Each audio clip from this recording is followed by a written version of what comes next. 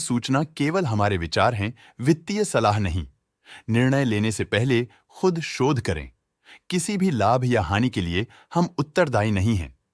Oil India ने अपनी नई शेयर होल्डिंग रिपोर्ट्स रिलीज की हैं, जो फाइनेंशियल ईयर की क्वार्टर और पहले हाफ को कवर करता है, जो सितंबर 2024 के 30 तक चलता है।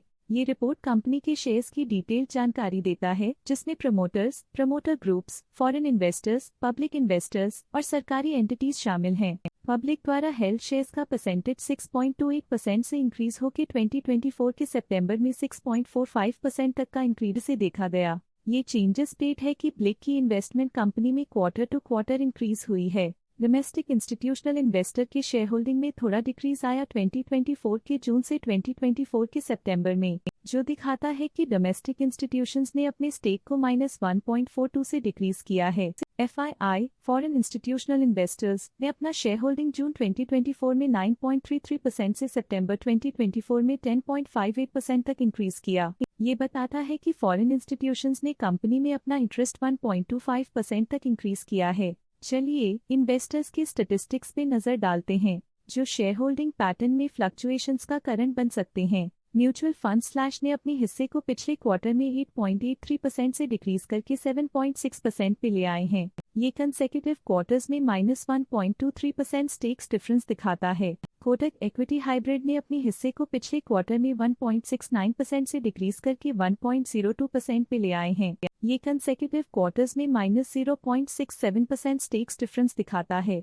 DSP फ्लेक्सी कैप फंड ने अपने हिस्से को पिछले क्वार्टर में 1.44% से डिक्रीज करके 1.2% पे ले आए हैं। ये कंसेक्यूटिव क्वार्टर्स में -0.24% स्टेक्स डिफरेंस दिखाता है। ऑल्टरनेट इन्वेस्टमेंट फंड्स ने अपने हिस्से को पिछले क्वार्टर में 0.06% से डिक्रीज करके 0.04% पे ले आए हैं। ये कंसेक्यूटिव क्वार्टर्स में -0.02% स्टेक्स डिफरेंस दिखाता है। इंश्योरेंस कंपनीज ने अपने हिस्से को पिछले क्वार्टर में 8.6% से डिक्रीज करके 8.12% पे ले आए हैं। ये कंसेक्यूटिव क्वार्टर्स में -0.48% स्टेक्स डिफरेंस दिखाता है। लेटेस्ट क्वार्टर में provident fund slash pension funds ने स्टेक होल्डिंग में इंक्रीज देखा, जिसमें 0.3% का अपटिक देखा गया। CPSE exchange traded scheme CPSE ETF current quarter में 2.07% शेयर्स के साथ कंपनी में एंटर किया, जबकि प्रीवियस क्वार्टर में उनके पास 0% shares the life insurance corporation of India current quarter में 6.53% शेयर्स के साथ कंपनी में एंटर किया, जबकि प्रीवियस क्वार्टर में उनके पास 0% शेयर्स द